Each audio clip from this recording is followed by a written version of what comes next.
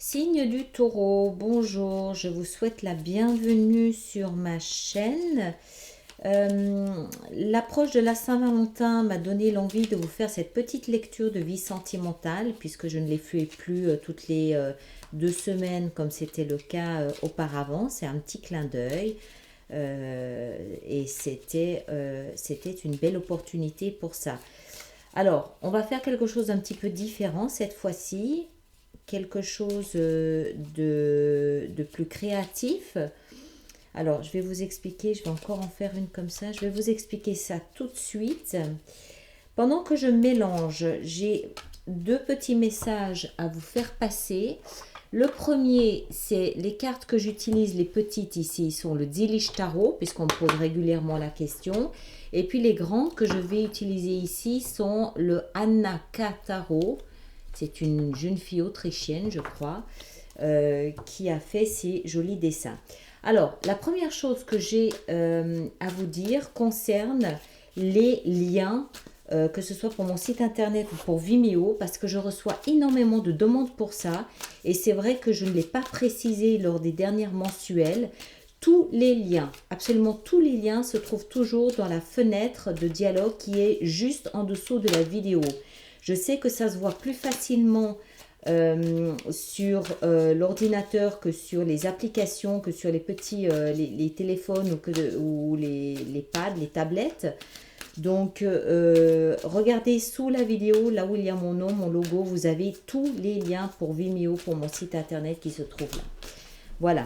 Alors, on va revenir à notre lecture de vie sentimentale. La 7 d'épée. D'accord, donc des petits arguments, des petits conflits, des petits sous-entendus, des petits malentendus, des petites choses, cachées. Ah, voilà, mais du mouvement. Vous reprenez du mouvement, vous mettez, vous avez la volonté d'avancer, de réussir, de remettre du mouvement à votre vie sentimentale.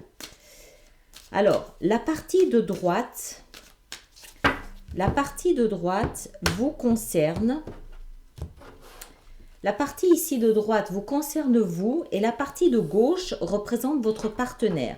Pour ceux qui ne sont pas en couple ou qui n'ont pas de partenaire, c'est la personne idéale à laquelle vous aspirez. C'est la personne que inconsciemment ou consciemment vous attirez, vous appelez à vous. D'accord? Donc, vous pourrez assez facilement vous identifier. Donc, ça, la première ici représente la base de départ de votre relation et celle-ci ici représente l'arrivée de votre relation. Alors, le départ de votre relation, que vous soyez en couple ou pas, ou que vous aspirez à rencontrer quelqu'un, la base est le diable. Ça veut dire une attraction sexuelle, la passion, la volonté peut-être de se perdre ou de se soumettre d'une certaine façon à cette relation. Vous avez peut-être envie de vous noyer dans cette relation, de vous y dissoudre un petit peu. Il y a en tout cas une forte attraction sexuelle qui est là. Passionnelle, sexuelle passionnelle. Alors, ces deux premières positions représentent ce que vous voulez, ce que vous cherchez et l'énergie que vous mettez dans cette relation. Encore une fois, que vous soyez en partenaire ou pas. On a la 2 de denier. Ça veut dire que vous hésitez quand même encore un petit peu, vous êtes en train de jongler, peut-être avec une volonté de vous laisser aller complètement, vous laisser emmener complètement ou garder quand même encore un pied sur la terre ferme, si on peut parler de cette façon. Peut-être que vous jonglez entre deux personnes, deux possibilités, deux options, deux attitudes. Et par contre, vous savez exactement ce que vous voulez. Moi, j'ai un peu le sentiment qu'en fait, vous savez très exactement ce que vous voulez, mais c'est pas encore ça. C'est-à-dire que peut-être qu'avec l'attraction sexuelle, vous avez une partie de vos besoins qui sont comblés, mais pas tout. D'accord? C'est pour ça que vous hésitez peut-être à vous laisser emmener complètement, parce que c'est comme s'il y avait quand même encore un peu une insatisfaction, quelque chose qui manque. Les deux positions ici sont celles de votre partenaire. Alors, il ou elle est représenté par la reine d'épée, c'est-à-dire peut-être un peu une... alors, ça peut être interprété de deux façons. Soit c'est quelqu'un qui est encore dans une phase de séparation, qui vient de se séparer, ça représente aussi peut-être un divorce, c'est quelqu'un qui a le cœur froid. Ce qui ne veut pas dire qu'il n'y a pas d'émotion, ça veut peut-être dire que cette personne est en période de recouvrement, qu'elle garde un peu ses distances, elle a son épée, elle a son glaive sur son cœur. Le glaive, c'est froid, c'est métallique, d'accord? Donc c'est peut-être juste pas le bon moment. Ça peut aussi nous indiquer une personne qui est pour l'instant très mentale, très dans la réflexion, dans l'analyse. Et c'est une personne par contre qui veut de l'amour. J'ai un peu le sentiment que c'est quelqu'un qui a plus les pieds sur terre, c'est quelqu'un qui est très concret, qui est très analytique, qui ne se laisse peut-être pas emmener par cette énergie du diable, qui veut de l'amour, pas forcément que de l'attraction sexuelle. D'accord? Mais d'une certaine façon, c'est un peu la même chose de votre côté. Cette 3 de bâton nous explique que vous savez ce que vous voulez, vous savez ce que vous attendez, mais il y a un peu, mais c'est pas complètement quand même encore tout à fait ça. C'est un peu similaire des deux côtés, peut-être que c'est plus tranchant, plus clair, plus net de ce côté-là. D'accord? Cette étape ici, c'est en fait la prochaine marche, la prochaine étape que vous prenez. En ce qui vous concerne, c'est la 9 de coupe. 9 de coupe veut réaliser, désir réalisé, peut-être aussi contentement, amusement avec les amis, vous partagez, vous recevez du monde, vous profitez, vous jouissez un petit peu de la vie, de ce que vous avez, c'est la fête, voilà. Donc ça veut dire que vous ne vous laissez pas complètement entraîner dans cette c'est pas une déception, on va dire que c'est une attente plutôt. D'accord? La 9, la 9 de coupe nous parle un petit peu de jouissance. Vous jouissez de ce que vous avez. Vous jouissez de la chair, vous jouissez des bons moments, vous jouissez de la vie en fait. Votre partenaire a le chevalier de bâton. Le chevalier de bâton, c'est un des chevaliers les plus actifs, les plus dynamiques qui soit. C'est quelqu'un qui bouge, c'est quelqu'un qui est dans l'action, qui est dans la fougue, qui est dans la volonté, qui est très créatif, qui voyage peut-être aussi, qui est un peu aussi un petit peu aventureux, qui d'une certaine façon peut-être aussi jouit de ce que la vie peut lui offrir, de ce que la vie peut lui apporter. On va voir la suite pour avoir une meilleure idée. Les prochaines positions sont en fait des conseils qui vous sont donnés. Alors, de votre côté, vous avez le roi d'épée. Le roi d'épée, il vous invite à peut-être reprendre une forme de contrôle sur la communication, sur ce qui se passe, à ne pas vous laisser entraîner, non pas, je pense, par ceci, mais peut-être plutôt par l'extérieur. D'accord? Il nous invite aussi, le roi d'épée, à être clair, à être communicatif, je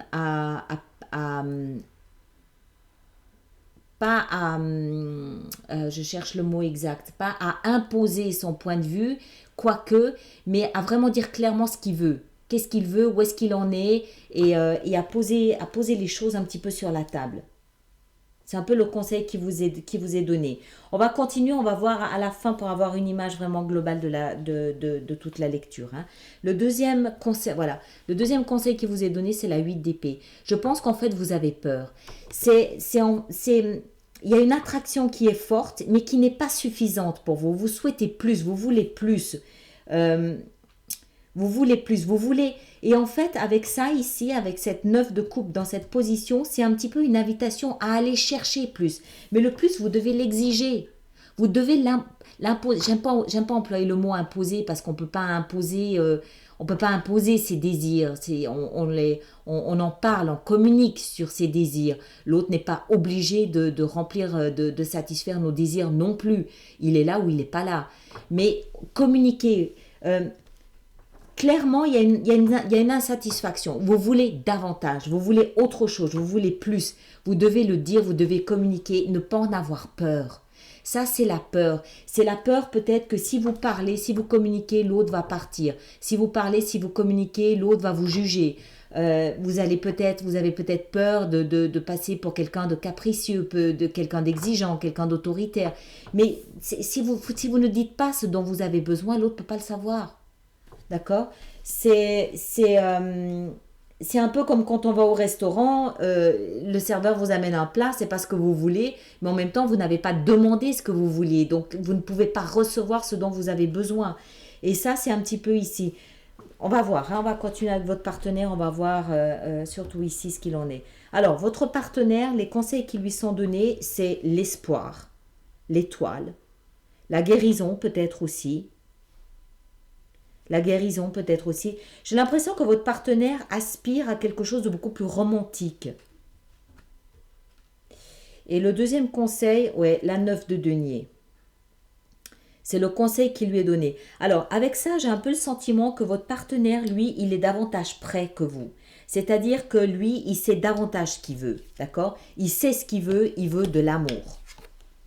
Le sexe, la passion, c'est bien, mais c'est pas suffisant. Il veut de l'amour, il veut être proche, d'accord? Votre partenaire, c'est davantage que vous exactement ce qu'il veut.